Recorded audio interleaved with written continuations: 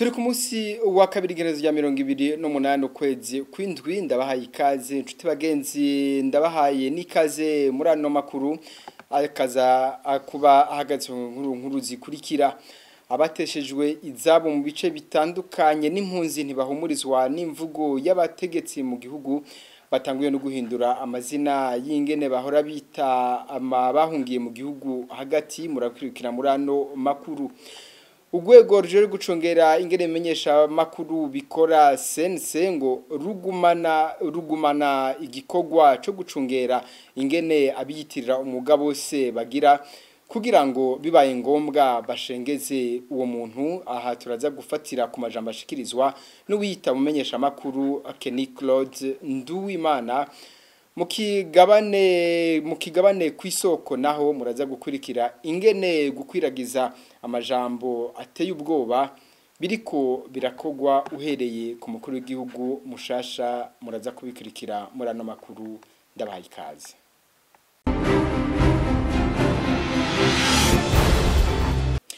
Ndasuye kubaramutsa umuntu yiyitirira umwuga wo kumenyesha amakuru avuga amajambo nk'aya Kenny Claude Nduwimana abariko aratukisha uwo mwuga abajejwe gucungera uko ibimenyesha amakuru bikora nico buza ko bamufatira ingingo bivugwa n'umuhinga mu byo kumenyesha amakuru Franck KAZE akavuga ko ahubwo biteye isoni kubona urwego rujejwe gucungera uko ibimakuru akogwa sense ruvuga ko ikinyamakuru iwacu carubesheye ariko ubwo gwego ntirutere ivyatsi imvugo ya Kenny Claude Nduwimana kurikira Franck KAZE sense ishobora kuvuga gute yuko uwo muntu itamuzi yuko ivyo akora bitayiraba jewe natangaye ndanababara nukubona yuko sense yubahuka ikavuga iti ikinyamakuru iwacu caratubesheye hanyuma ntibanavuge bati naho batubesheye ivyo ujya muntu ariko aravuga ni ibintu biteye isoni ni ibintu bizotuma ni ibintu bicanishamwo abarundi ni ibintu bishobora gutuma uburundi busubira buja mu kaga umuntu iyo yitiriye umwuga ukumenyesha amakuru hanyuma akavuga ibintu nkabijya nukuvuga yuko abari karatukisha umwuga wabamenyesha amakuru kumenyesha amakuru nukuvuga yuko abajejwe gucungera ukuntu ibinyamakuru n'abamenyesha amakuru bakora nukuvuga ko botegerejwe kumufatira ingingo bakavuga bati uwo muntu ari karadutukisha uwo muntu ari karaducafuza ategerezwa guhagarika ibintu ari karakora kuko ibara riguye nukuvuga yuko amakungu n'abarundi bazovuga bati n'abanyamakuru babikoze kubera iki kubera wa muntu yari karabitirira nukuvuga yuko botegerejwe gufata ingingo hakirikare kuko Kenny Claude Nduwimana ntituriko tumuvuga kubera yabivuze rimwe yabivuze incuro zidaharugwa nuba kibandanya hanyuma ukuntu avuga akabivugana amanyama amwe adasanzwe hamwe hariho naho avuga ati avuga yuko ari katanga itegeko yuko ibintu bitegerezwa gukogwa uko ari karabivuga anabwira n'abategetsi atabategetsi bariko barankurikirana ibi bintu mutegerezwa kubikora uko uravyumva urumva yuko umuntu ari umuntu adasanzwe ahubwo bisa nuko umengo abotegereje gufata ingingo nka sense nk'ubutungane umengo bashaka kuba umutinya umengo hari ikintu gishobora kuba kiri nyuma yuwo Kenny Claude Nduwimana kugira ngo nibashoboye gufata ingingo zikwiye ngo hagarike ivyo ari karakora vyibonekeza yuko Kenny Claude ivyo ari karavuga ivyo ari karakora bija mu ntumbero y'ivyo leta yipfuza ibija mu ntumbero ya politike ya leta yuko nka bamwe ikikundisha abandi ikabashira haruhandi ikavuga yuko atari n'abarundi ari banyagupfa ari bategezwa kwangazwa nka kujya Kenny Claude avuga yuko abatutsi atari abarundi mu bandi ahubwo baje ngo ari ari ibinyendaro niko avuga yuko bategerezwa kwirukanwa ngo nkuko bagiye barirukanwa aho baje bava hose ngo ko atarabarundi nk'abandi ahubwo ikinyamakuru iwacu cyo kimwe n'abandi bose batera ivyatsi imvugo nk'iyo icanishamwo abarundi botegerejwe kubabwira bati kubakomera abashimwe bati murakoze ahubwo muramuko bakabaha n'agashimwe abantu bakoze neza bakumva yuko bakoze neza. Uya akaba yari Franck KAZE umuhinga mu byo kumenyesha amakuru. Icizere kubateshejwe izabo gitera kigabanuka kubera abategetsi batanguye guhindura amazina y'ingene babita. Kera babita abateshejwe izabo ariko ubu babita abataye izabo, ariko kandi barizera ko hazogera igihe hakaba ubutungane nyabwo bushobora kubatunganiriza nkuko bishikirizwa na Deo Ntakirutimana umwe mu bacitse ku icumu mu bwicanye bw'ubugendana mu ntara ya Gitega. Je nta cizere mfise, nta mbona icizere kuko je n'akantu uvuga ko ari cizere gitoyi nari mfise cyaraye kigiye. Kubera iki? Kuko uyu mu president yaratowe ariko aravuga imigambi, yaravuga ati umugambi turihutira cyane gusubiza ku mitumba abataye ingo zabo. Cyo ni ikintu kinkomeretse nuvuga ngo bataye ingo zabo. Kera bavuga ngo bateheje ingo zabo tukumva koko yuko ari abantu baduhohote. Ariko umunsi bavuga ngo bataye ingo zabo. Umuhataye urugo rwiwe aba ari umuntu singe no mwita windero nke ataye akagenda atakimuhungishije. Abari nk'ikirere reka nabivuge gutyo. Cyo musi nibaza ko batwita nk'ibiyerere kuvuga ko twataye ingo zacu numva ko batiteze kudutunganiriza. Iyo biteze kudutunganiriza ubavuze abatesheje ingo zabo hanyuma bakabondera bazitesheje bagaheza bakababaza impamvu.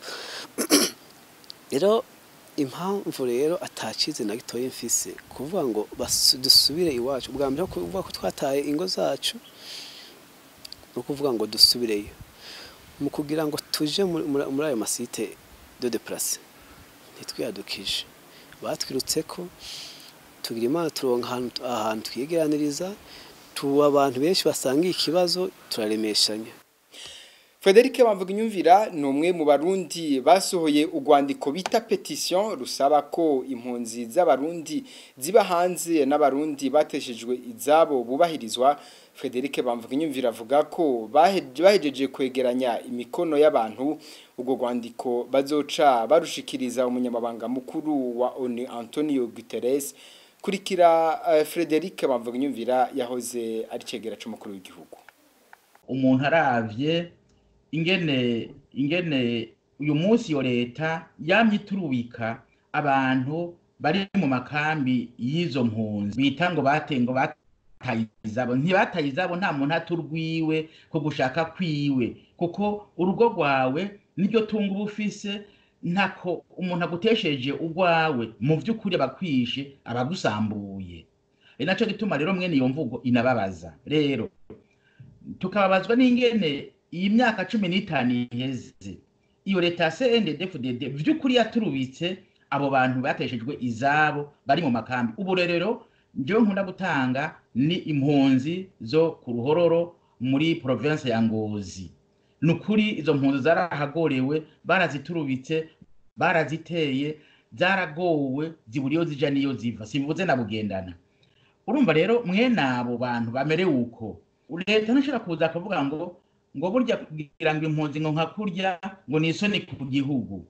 Oya ni isoni ku gihugu nivyo mugabe inyishu si kuvuga ngo haheze imyaka 27 nibasubire ku matongo iwabo. Ayo matongo yabo uyu munsi ntuzi ingene amerewe, amazu yabo ntakiriho.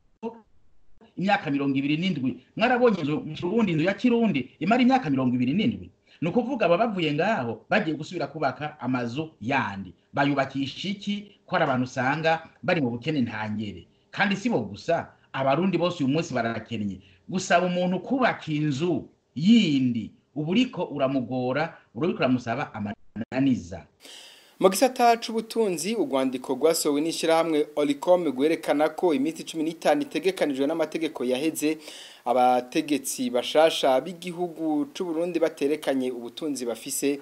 Urongo ishirahamwe OLUCOME Gabriel Rufriri aramenyesha ko iyo misi yaheze kwigenekerezo rya 20 ruheshi muri uyu mwaka ko rero abo bategetsi bokwikubita gashi bakerekana amatungo yabo kugira ngo ntibaze bakurikize amategeko bwa mbere kandi ntibaze bakurikiranwe kunyuruzwa ry'amatungo ya leta. Tubona neza yuko amategeko ariko arahonyangwa duhereye kwibwizwa nshingiro tukaja kuri rya tegeko rijeje kurwanya igiturire ngaha mu Burundi, aho tubona ko iyo misi 15 itegekanijwe yarenze kandi abasuku bacu bigo baravuga yuko ivyo kurwanya igiturire bigomba kuba ikintu bafatirako. Rero kugira ngo ivyo bishoboke nuko kurwanya igiturire bidashoboka twebwe tubiravye ibijanye no gutunga bitagaragara iyo umuntu yakuye ubutunzi bitariko birahanwa kandi amateka bitegekanya, ibijanye n'akamwana wa mama na mpinga yanje bitariko birahanwa, ibi twita ibimenyetso vy'inyuma les signes extérieurs de richesse bitariko birahanwa, twebwe tubona neza yuko ivyo kurwanya igiturire bidashoboka. Arico gituma dusavye yuko nkuko amateka bitegekanya uhereye kwizwa nshingiro umukuru w'igihugu icegera ciwe umushikiranganje wa mbere abagize n'amashikiranganje eka nabandi itegeko rivuga yuko bagomba kwerekana ubutunzi bwabo bobikora, kuko batabikoze ntitwumva ingene bashobora kuvuga ngo rero kurwanya igiturire kandi n'ibintu ngombwa bihegwa ko bitariko birakogwa. Twebwe rero twibaza yuko bagiye kubikora mu maguru mashasha, cyo gituma twaranditse amakera atari make twibutsa uburo twushatse gutanga rino tangazo kugira ngo tusaba abanyagihugu babivyabona vyuko mu bisanzwe abasanzwe ari abasuku bacu bagomba kuba abasuku vy'ukuri bagakora ibitegekanijwe n'amategeko, niho n'ivyo bavuga mu vy'ukuri dushobora kumva ko bifise ishingiro ry'ukuri. Igihugu cacu kiba igihugu cisoneye citeka, atari muri cya gihugu aho agasumba kandi kakamira, aho umengo ni muri rya shamba igikoko gisumba ikindi gisumvye inguvu ikindi kikirya. Mu gisata c'ubutunga n'abamenyesha makuru bane b'ikinyamakuru iwacu barakwije kuri uno wa mbere imisi 281 bafunzwe bacira umunyoro wo gufungwa imyaka 2 n'igice hamwe n'ihadabu ringana n'umuriyoni umwe kuri umwe na sentare nkuru y'igihugu mu ntara ya Bubanza. Senari subiramwo imanza ya ntahangwa ikaba yakomeje ugo rubanza rwaciwe n'abacamanza. Parfait Muvunyi yararongoye intahe Ihuitonze Eric hamwe na Kaneza Clarisse asanzwe ari we arangoye sentare nkuru y'intara ya Bubanza. Icyaro cy'umushikiriza amanza Ntamikevyo Jean Marie Vianney akaba yari yabasabiye gufungwa imyaka 15. Tubibutse ko abamenyesha makuru bahagaritswe ku kigenezo ya 22 gitugutu umwaka uheze ibubanza, bakaba bahagaritswe bagiye gutohoza inkuru muri komine ya Musigati ahariko harabera intambara hagati y'abitwaje ibigwanisho n'abajejwe umutekano. Nabone Christine Kamikazi Agnes Ndirubusa Terence Mozenzi na Ejide Harerimana bakaba bagirizwa gushaka guhungabanya umutekano w'igihugu. Mu kigabane kwisoko gishimikira ku majambo aherutse kuvugwa n'umukuru w'igihugu c'u Burundi, bamwe mu bahinga bavuga ko ari amajambo abibugwanko. Tugishikirizwa na Emile Nibasumba. Amwe mu majambo ashikiriza kuva yimikwa, bamwe mu bahinga bavuga ko arayo kubibugwanko. Igihe Uburundi bwahimbaza umunsi mukuru ujanye n'intahe y'ukwikukira, Evariste Ndayishimiye yasavye impunzi gutahuka kuko ngo inkoko iraramwishamba bugaca yacitse inkware. Ayo majambo afise iyihe nsiguro yoba ahumuriza impunzi? Mu kigabane kwisoko cyo kuri wa 2025 mu kakaro mu 2020 abahinga batandukanye baragira ico bayavuzeko. Emile Nibasumba nije ndiko ndakibashikiriza, ndabahaye ikaze.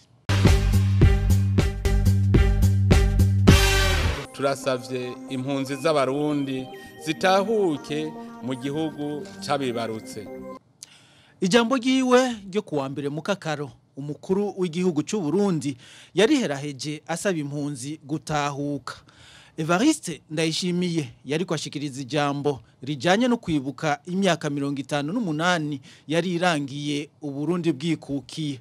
Turasavye impunzi z'abarundi zitahuke mu gihugu cabibarutse. Uburundi buradukeneye twese. Amaherezo y'inzira ni mu nzu, nimutahe iwanyu mukiri abarundi b'ubuntu kuko inkoko irara mu ishamba bugaca yacitse inkware. Kuva ico gihe abarundi bahunze ntibahurumbiye gutahuka mu Burundi. Akarere ka Afrika yo hagati ni y'ubuseruko karacarimwo abarundi bahunze barenga ibihumbi 300 uravye ibiharuro bitangwa n'igisata ca ONU kijejwe impunzi HCR. Umuhinga mu byo gutuma tumanako Atanazi Karayenga avuga ko umwibutsa umukuru w'igihugu yakoresheje uteye ubwoba.